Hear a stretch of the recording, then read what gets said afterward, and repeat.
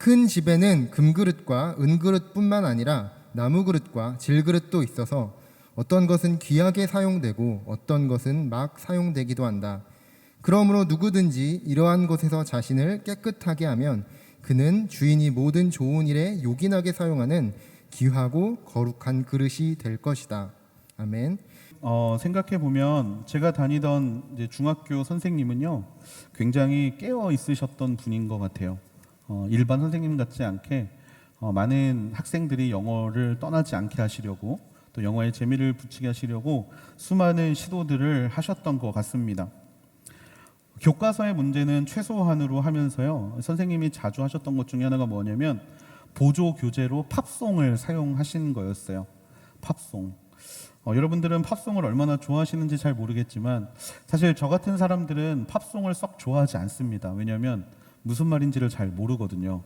뭐라고 하는지 그냥 음악만 듣는 게 어떤 의미가 있는지 싶어서 사실 팝송을 잘 듣지는 않습니다.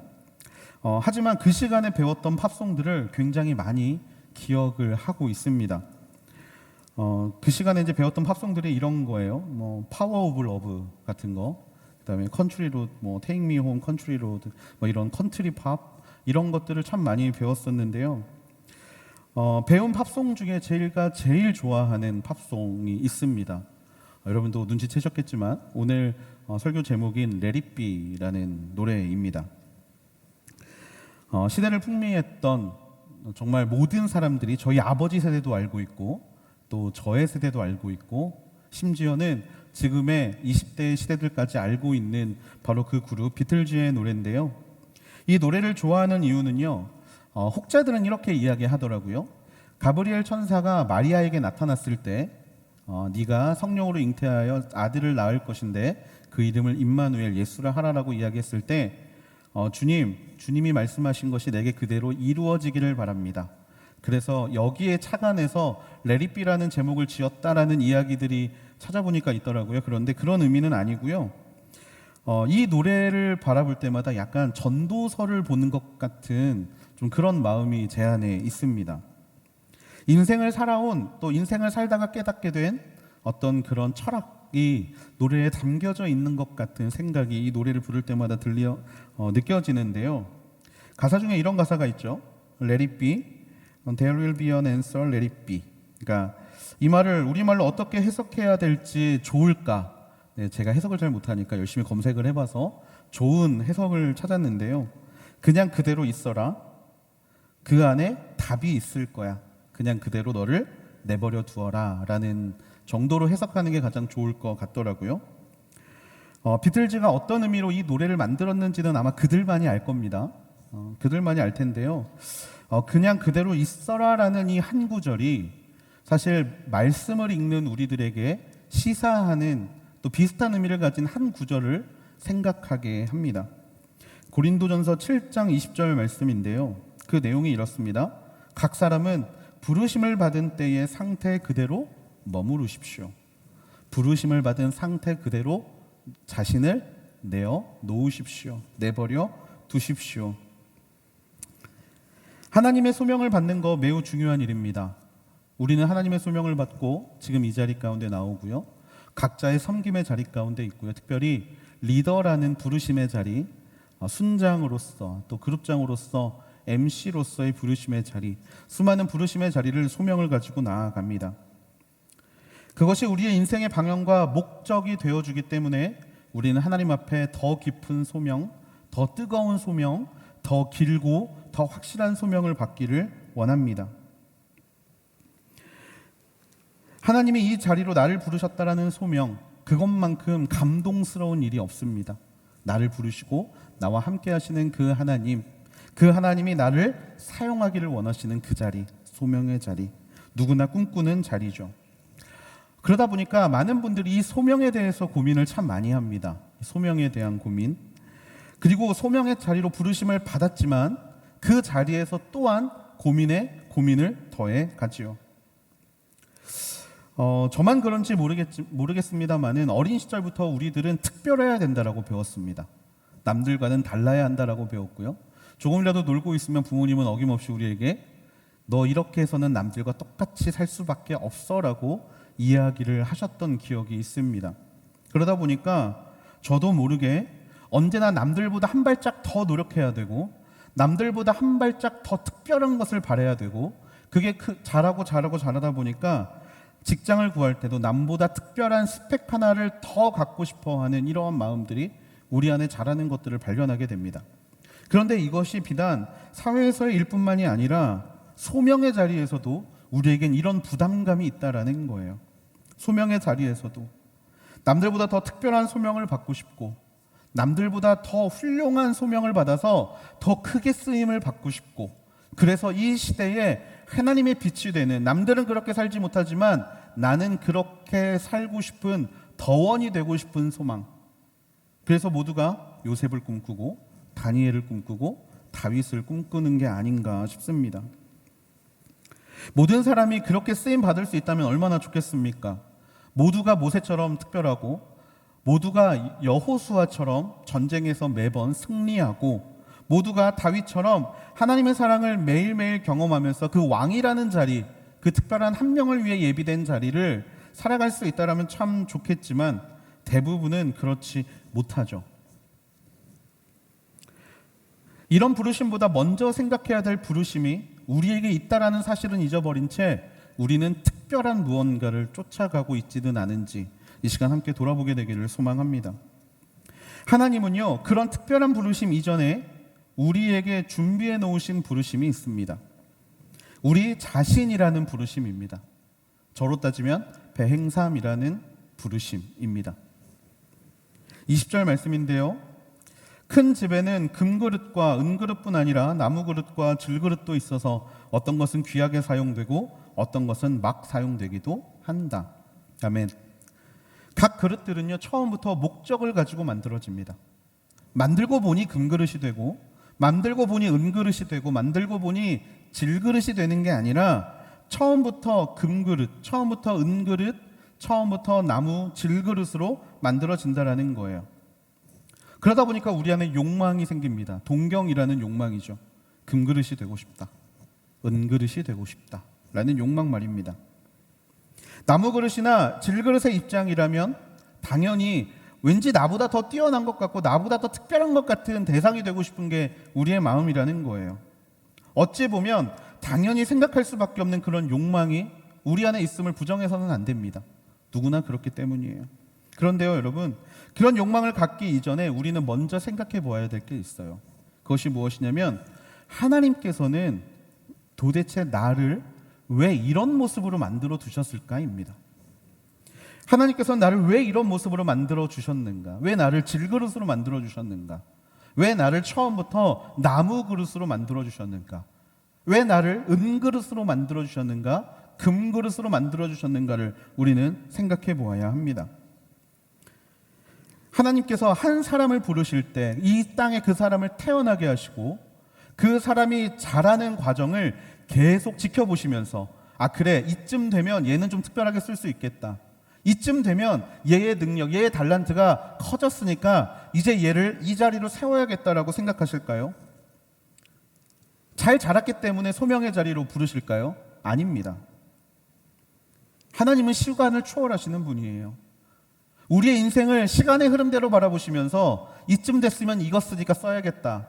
이쯤 되면 얘가 능력이 많아졌으니까 써야겠다라고 생각하시는 게 아닙니다.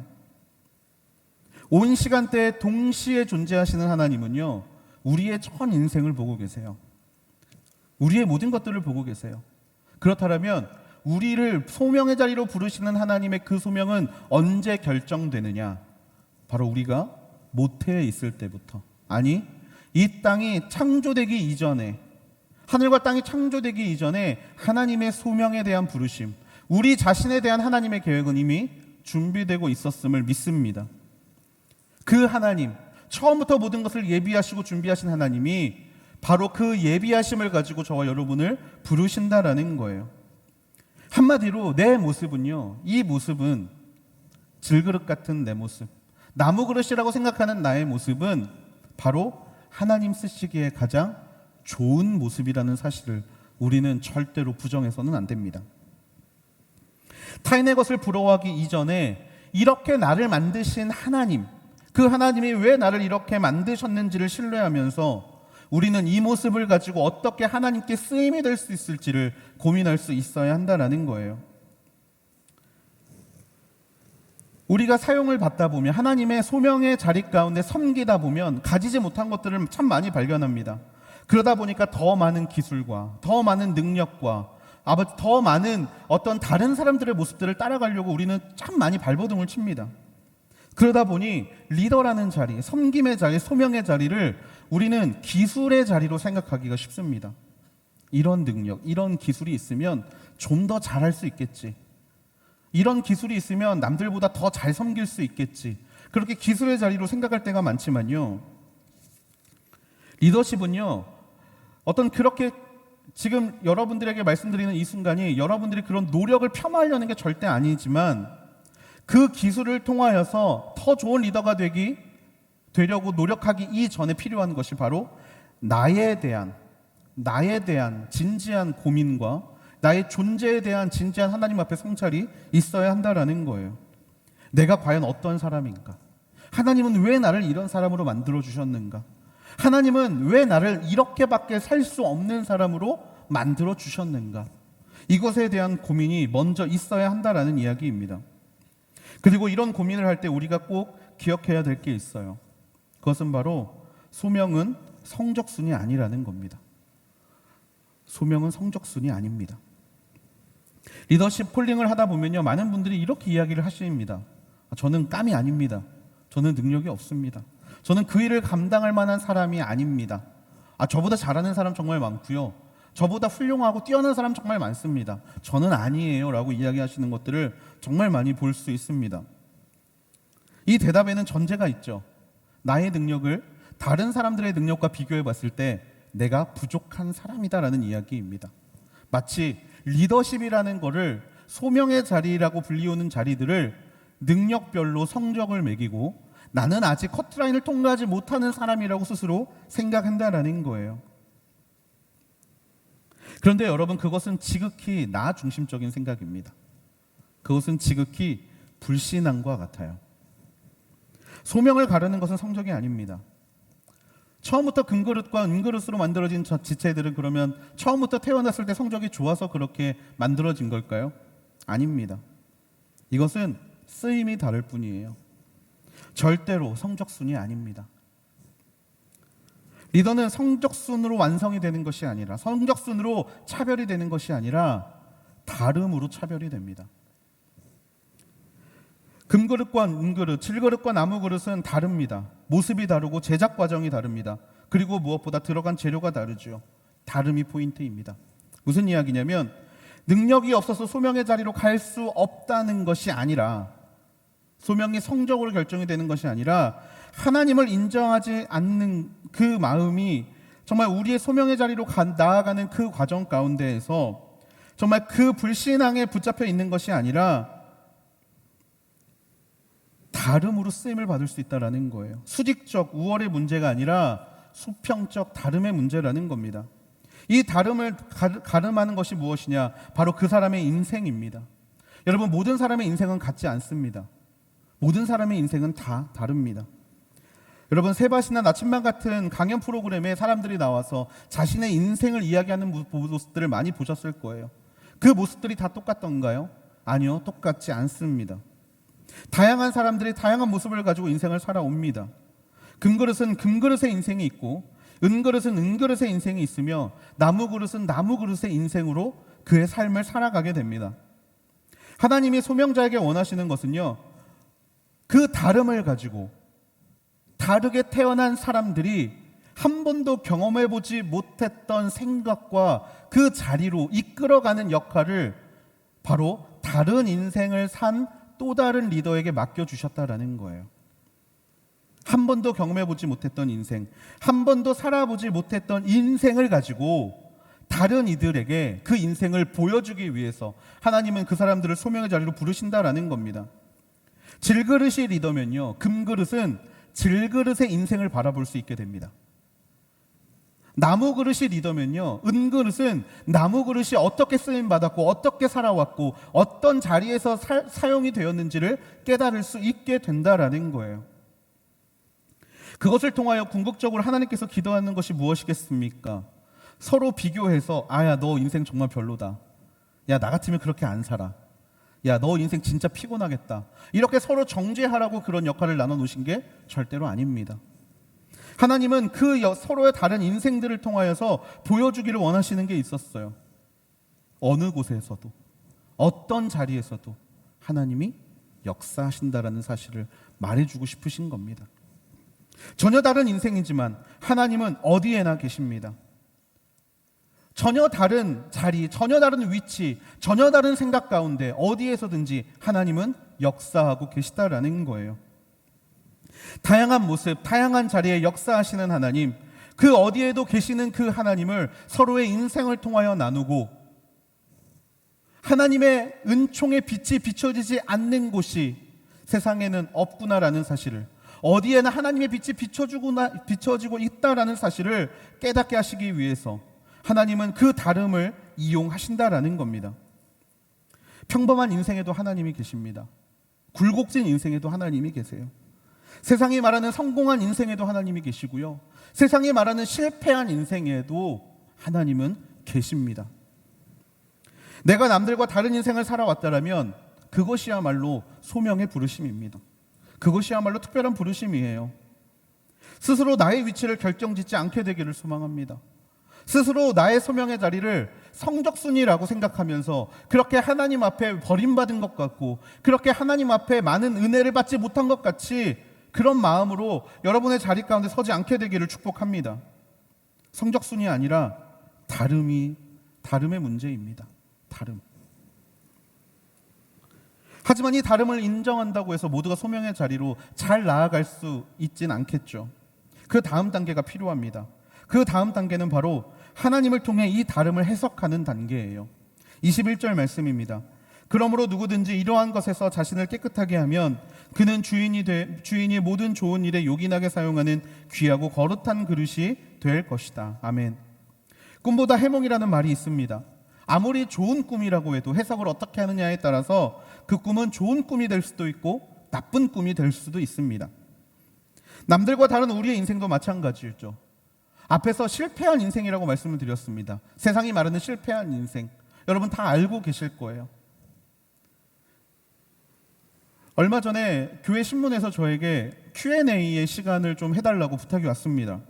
그 내용이 뭐였냐면 한 청년이 질문을 이제 교회에 보낸 건데요. 그 내용이 이랬습니다. 정말 긴 시간 동안 리더십을 했습니다.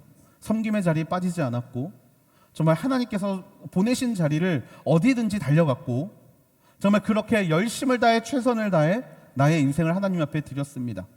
그런데 지금 내 현실을 돌아보니까 제대로 된 직장도 없고 제대로 된 집 하나 없고 결혼도 하지 못했고 정말 남들이 나에게 하나님 믿으면 저렇게 되면 된다라고 정말 손가락질하면서 조롱하는 상태에 있다라는 거예요.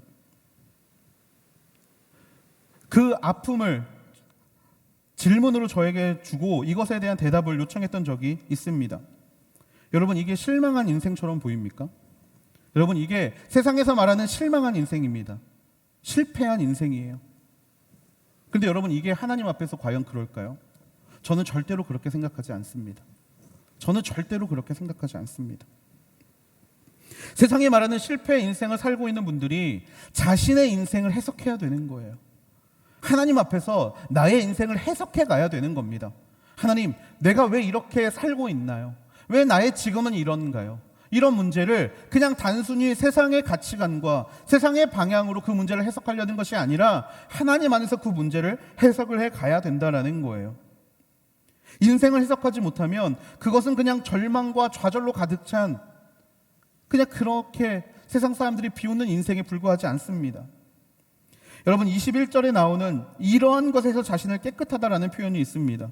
이러한 것에서 자신을 깨끗하게 하면, 이 말은 조건절입니다. 깨끗해지면, 너희가 깨끗해지면 이라는 뜻이죠. 우리가 깨끗해지면 두 가지가 이루어진다라고 말씀은 이야기합니다. 첫 번째로 귀하고 거룩한 그릇이 된다라고 이야기를 합니다. 두 번째로 주인이 모든 좋은 일에 요긴하게 사용하는 그릇이 된다라고 이야기를 합니다. 우리가 깨끗해지면 말이죠. 귀하고 거룩한 그릇이 된다는 것은요, 하나님께서 귀하게 생각되는 일에 우리를 사용하신다라는 겁니다. 하나님의 특별한 사용을 받는다라는 뜻이에요. 거룩은 구별됨이죠. 구별된 곳에 하나님이 우리를 사용하시겠다라는 겁니다. 잘 아시다시피 금으로 만들어져서 구별하는 것이 아니라, 은으로 만들어서 특별해진 것이 아니라 깨끗해져서 특별해진 겁니다. 깨끗해져서.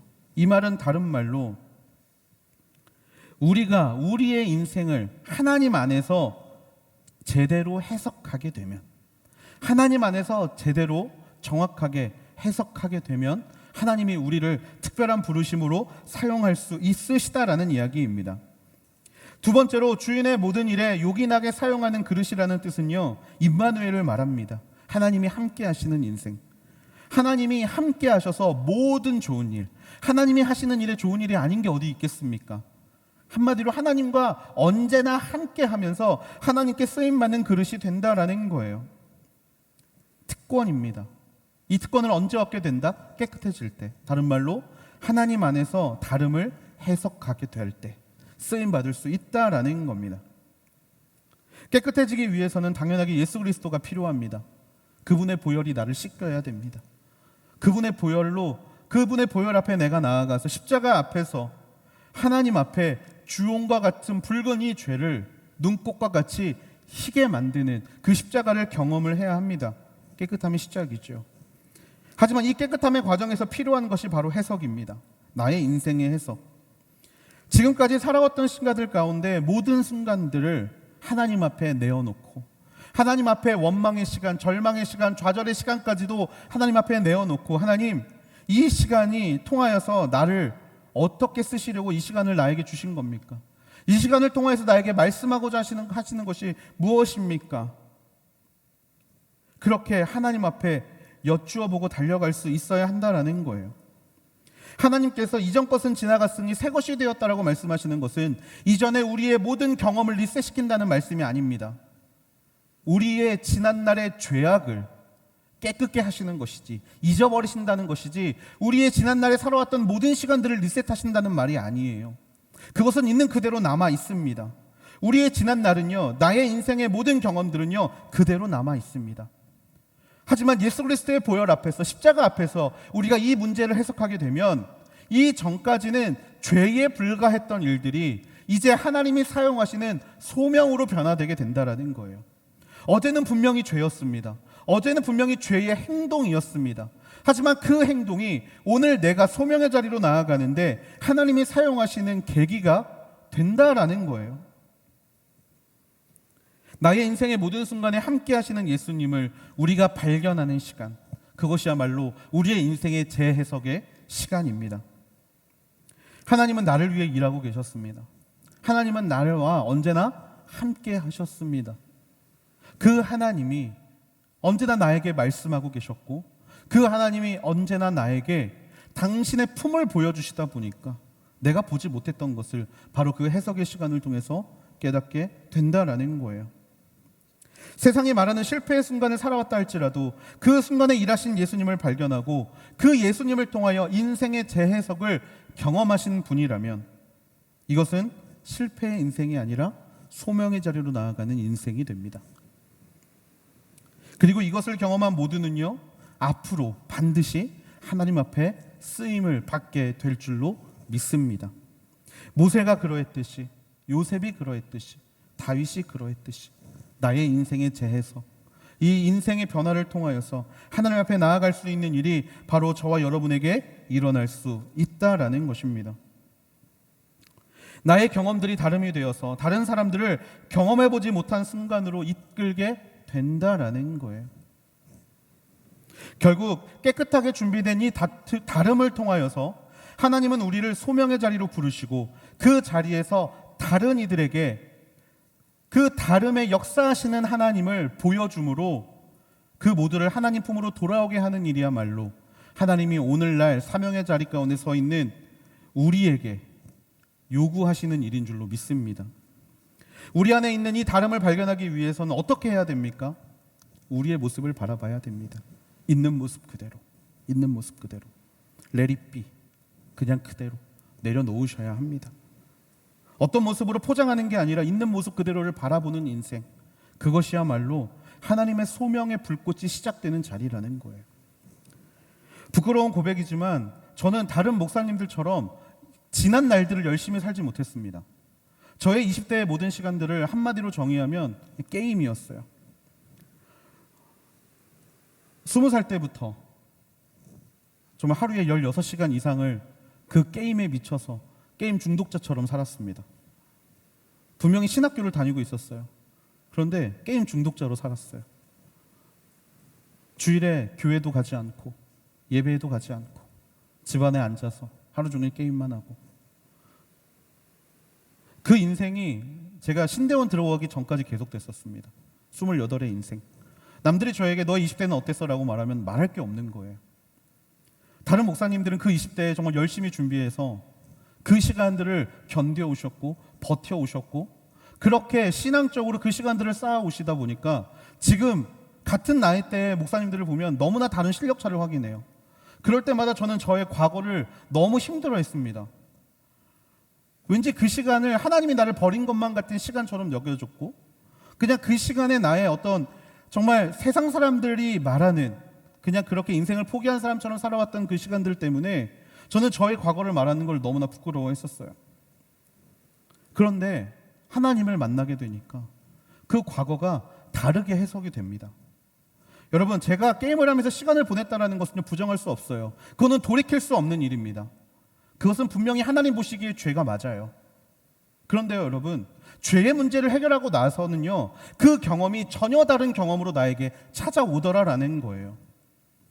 그 경험이 저에게 어떻게 다른 인생을 살게 했냐 하면요, 지금 똑같은 문제를 겪고 있는 사람들에게 제가 해줄 수 있는 말이 생겼다라는 거예요. 그들의 부모님들이 저를 찾아왔을 때 그 부모님들을 위로할 수 있는 시간이 되더라라는 거예요. 차세대 고3들에게 설교를 하러 갈 일이 있었습니다. 그 설교를 가서 제가 했던 말이 한마디였어요. 야, 10년 동안 게임만 하고 살아도 지금 이렇게 하나님이 사용하고 계셔. 그러니까 괜찮아. 너의 지난 날들에 대해서 좌절하고 절망하고 포기하지 말고 그 다음에 하나님이 어떻게 이뤄가실지를 한번 기대하고 소망해봐 라는 이야기를 하고 돌아왔습니다. 저의 과거의 부끄러운 이야기를 하면서요. 그랬더니 그날만 저에게 7통의 전화가 왔어요. 제가 지금 이렇게 살고 있는데 목사님, 저 어떻게 해야 될까요? 부모님들에게 전화가 왔습니다. 우리 아들이 지금 그렇게 살고 있는데 우리 아들에게 하나님의 말씀을 어떻게 전화해 줘야 될까요? 사실 저는 그 순간 정말 많이 눈물이 났었습니다. 정말 부끄러운 그 과거를 하나님이 이렇게 사용하시는구나. 정말 지난날에 지우고 싶었던 20대의 그 시간들을 하나님이 이렇게도 사용하시는구나. 그 인생들의 순간들이 재해석이 되는 것들을 경험하게 됐습니다. 여러분들의 지난날은 어떠십니까? 다른 이들의 모습을 벤치마킹 하는데 집중하고 계십니까? 아니면 하나님의 그 재해석의 도구를 가지고 나의 인생을 재해석하시면서 오늘을 살고 계십니까? 있는 모습 그대로를 하나님 앞에 드려보십시오. 그리고 그 모습을 가지고 하나님이 나를 그 부끄러운 과거까지도 어떻게 사용하시는지를 경험할 수 있게 되는 저와 여러분이 되기를 주님의 이름으로 축복합니다. 우리는요, 매일매일 하나님 앞으로 다가가야 되는 존재들입니다. 우리에게 주어진 그 소명의 자리, 사명의 자리를 어떻게 하면 하나님 앞에 더 좋게 올려드릴 수 있을까를 고민하는 사람들이 되어야 해요. 그 고민은요, 비단 지금 어떻게 하는가 뿐만이 아니라 우리의 지난날의 경험들까지도 사용되어서 하나님께 올려드려야 합니다. 이것이 하나님이 기뻐하시는 거룩한 산제사, 지난날 가지고 오늘까지 우리의 모든 인생을 하나님 앞에 드려지는 거룩한 산제사, 지금 살아있는 나의 모든 인생을 하나님 앞에 드리는 거룩한 산제사가 될 수 있습니다. 어제의 우리의 인생을 해석했다라면 그것을 오늘로 가져와서 오늘 또다시 나에게 펼쳐지는 다름의 순간들을 해석하는 능력들을 키워야 합니다. 세상에서 말하는 리더십들의 조건과 자격과 리더십들이 가져야 될 성품을 논할 게 아니라 오늘을 해석하는 힘을 키우는 것이 바로 사명자에게 주신 하나님의 능력이에요. 그리고 하나님이 그 리더에게 주신 하나님의 축복입니다. 그러면 어떻게 우리는 이 과거들을 해석해야 될까요? 우리의 인생들을 어떻게 해석해야 될까요? 하나님께서는 그 해석의 창을 우리에게 허락해 주셨습니다. 그것이 무엇이냐면 바로 여러분들이 들고 다니시는 말씀입니다. 말씀. 여러분, 우리가 자꾸 우리의 인생들을 다른 사람들의 이야기로 해석하려고 합니다. 조언을 듣기를 원하고요. 멘토님들을 찾아가기를 원하고요. 교역자들을 찾아가서 제가 이런데 하나님이 과연 저에게 무슨 말을 하고 계신 건지 저는 모르겠습니다라고 찾아올 때가 너무나 많습니다. 근데 여러분, 그것은요, 다른 사람들의 조언을 듣는 것도 물론 좋지만 우리가 하나님 앞에 말씀을 가지고 해석의 틀을 만드셔야 된다라는 거예요. 내가 먼저 만들어야 합니다. 우리의 삶의 경험들을 하나님으로 해석할 수 있게 해주는 것이 바로 말씀입니다. 그래서 우리는 말씀을 가까이 해야 돼요. 시편 1편을 말하고 있지 않습니까? 복 있는 사람에 대해서 말씀을 주야로 묵상하는 사람이 복 있는 사람이라고 이야기를 합니다. 왜입니까? 말씀을 읽으면서 동시에 나의 인생이 해석되기 때문입니다. 나의 인생이 해석되기 때문이에요. 나에게 이러한 일이 벌어진 이유가 하나님께서 나에게 이런 이야기를 해주고 싶으셨기 때문이구나. 말씀에서 나오는 모든 순간들이 나의 이야기 같고, 분명히 2000년 전에 일어났던 이 이야기가 오늘을 살아가고 있는 나의 이야기로 여겨지는 것이야말로 하나님이 우리가 얻기를 원하시는 말씀의 해석의 틀이라는 거예요. 말씀 안에는 빛이 있습니다. 말씀 안에는 생수의 강이 있습니다. 그리고 그것들은요, 지금 나의 삶을 해석하지 못해서 답답한 가운데, 좌절 가운데, 절망 가운데, 희망이 없는 순간 가운데 있는 우리들에게 빛이 되어주고 소망이 되어줍니다. 그리고 무엇보다 생명의 강이 되어줍니다. 다른 사람의 인생은요, 그 사람의 인생인 거예요. 그 사람이 이렇게 했으니까 나도 이렇게 해봐야지가 아니라 어디에나 역사하시는 하나님을 내가 나의 인생을 말씀의 틀 안에서 해석할 수 있을 때 비로소 하나님이 우리에게 그 다음의 소명, 우리의 인생 가운데 허락하신 소명을 허락하여 주신다라는 것입니다. 소명자의 실력은 여기에서 결정이 됩니다. 신앙적인 성숙을 이룰 수 있는 길도 바로 여기에 있습니다.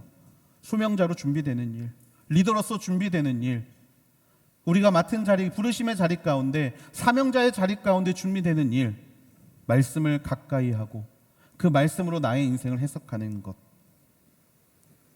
성경으로 해석의 반석을 삼고 그 위에 다름의 집을 세워가는 인생, 그 인생이 바로 하나님이 저와 여러분에게 요구하시는 인생인 줄로 믿습니다. 여러분, 이런 인생에게는 중요하지 않은 문제가 있어요. 내가 금그릇인 게 중요하지 않습니다. 내가 은그릇인 게 중요하지 않아요. 모든 사람의 인생은 분명히 다르기 때문에 어떠한 인생이 더 특별한지는 세상이 결정하는 게 아니라 하나님이 결정하시는 것이기 때문에 모든 인생은 그 인생 자체로 하나님의 부르심이라는 사실을 깨닫게 되면 더 이상 나의 그릇의 외관은 중요한 문제가 되지 않습니다. 금그릇이건 음그릇이건 질그릇이건 나무그릇이건 간에 그게 중요한 게 아니라 바로 나의 모습이 어떻게 쓰임받을 수 있는지 소망하는 것만이 중요하게 우리 마음 가운데 자리 잡게 됩니다. 분명한 것은요, 우리의 소명의 자리는요 끝나지 않았다라는 거예요. 앞으로도 계속 될 겁니다. 우리가 지난날에 살아왔던 것에서 우리의 인생은 끝나지 않고 우리의 인생은 매일 하나님을 만나는 그날까지 계속 되어집니다. 다양한 순간들이 찾아올 거예요.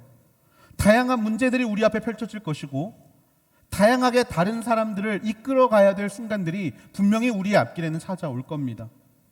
여러분, 이러한 상황들 가운데서 무너지지 않도록 우리는 지금부터 준비해야 되는 거예요. 다름의 인생을 가지고 말씀으로 해석하고 그 경험들을 쌓아가면서 앞으로의 인생을 준비해야 하는 것이 바로 저와 여러분에게 주신 하나님의 소명의 자리인 줄로 믿습니다. 말씀을 마무리하려고 합니다. 여러분, 우리는 모든 것들을 회피하려고 합니다. 나의 능력이 없어서, 나에게 주어진 어떤 재료들이 부족해서, 그리고 지금 리더십으로 섬기고 있을 때에도 우리는 그런 마음들을 가질 거예요. 나는 정말 리더의 자격이 아니야. 나는 정말 리더로서 설 수 있을 만한 사람이 아니야. 아무것도 할 수 없고 아무 능력도 없어. 그냥 회피해야지. 도망가야지. 라고 생각할지도 모르겠습니다. 근데 여러분, 지금은 회피의 시기가 아닙니다. 지금은요, 회피해야 되는 시간이 아니라 그리스도를 직시해야 되는 때입니다. 우리는 매일 우리의 입으로 종말의 때라고 이야기를 하죠. 종말의 때라는 것은 무엇입니까? 예수님이 오실 때가 가까이 왔다라는 거예요. 지금 회피하다 보면 결국에 우리는 예수님을 회피할지도 모릅니다. 예수님은요, 저와 여러분을 회피하라고 만드시지 않았어요. 우리는 회피하기 위한 존재가 아닙니다. 우리는 다른 사람들을 바라보며 부러워하고 그 사람들이 가지고 있는 어떠한 모습들 때문에 나의 존재를 깎아내리고 있을 때가 아니라 바로 지금 우리의 존재를 바라보면서 나의 모습 속에 감추어둔 하나님의 다름의 씨앗들을 우리는 지금 발견해 가야 합니다. 혹시 여러분이 평범하다고 해서 나는 그런 특별한 경험이 없으니까 그러면 나는 완전히 버림받은 존재야? 라고 생각하실지도 모르겠습니다. 하지만요, 여러분, 평범한 것도 특별한 겁니다. 그 평범한 가운데 함께 하시는 하나님, 그 하나님을 만날 때 우리는 우리가 어느 순간 가운데 있을 때에도 하나님을 잃어버리지 않을 수 있습니다. 매일매일 그 다름을 찾아가야 합니다. 평안하면 평안함의 다름을, 시험 가운데 있을 땐 그 시험으로의 다름을, 그리고 좌절과 절망 가운데 있을 때는 그 좌절과 절망 안에서의 다름을, 너무나 즐겁고 행복한 순간에는 그 행복으로의 다름을 우리는 매일매일 찾아가야 합니다. 그리고 그 다름을 하나님의 말씀이라는 도구를 통하여서 해석해가는 과정을 우리는 매일 경험해야 합니다. 찬양 가사처럼 모든 시선을 주님께 드리게 되기를 주님의 이름으로 축복합니다. 여러분, 자신을 괴롭히지 마세요. 왜 나는 이런 존재로 태어났지? 절망하거나 좌절하지도 마시고요. 정말 나에게 지워버리고 싶은 과거가 있을지라도 그것 때문에 여러분의 오늘을 좌절하지 않게 되기를 소망합니다. 그냥 let it be, 내버려 두세요. 그리고 그 모습을 하나님 앞에 드려보세요. 그러면 하나님이 그 모습을 하나님의 말씀으로 해석해 주실 줄로 믿습니다. 그렇다면 있는 모습 그대로, 그렇게 해석된 모습 그대로 하나님 앞에 달려간다면 그 자리에 우리를 향한 부르심이 분명히 있을 것입니다. 그리고 그 부르심의 자리 가운데서 우리는 하나님을 찬양할 수 있게 될 줄로 믿습니다. 사랑하는 요셉 청년부에게 한 가지만 더 권면하기를 원합니다. 말씀을 읽으십시오. 주야로 말씀을 읽으시고 아침 저녁으로 말씀을 읽으시고 그렇게 말씀을 가까이 하십시오. 말씀을 가까이 함이 저와 여러분에게 복이 될 줄로 믿습니다. 그 안에 인생을 해석할 수 있는 도구가 있습니다. 속는셈 치고, 저에게 속는셈 치시고 한 번만 말씀을 가까이 해보세요. 분명 그 안에 감당할 수 없을 만한 하나님의 사랑이 담겨져 있을 것이고, 우리가 울지 않고서는 견디지 못할 정도의 하나님이 나를 향한 계획이 담겨 있을 줄로 믿습니다. 그 하나님이 저와 여러분에게 매일 새 힘을 부어주시기를 원하고요, 매일 은혜를 더해 주실 줄로 믿습니다.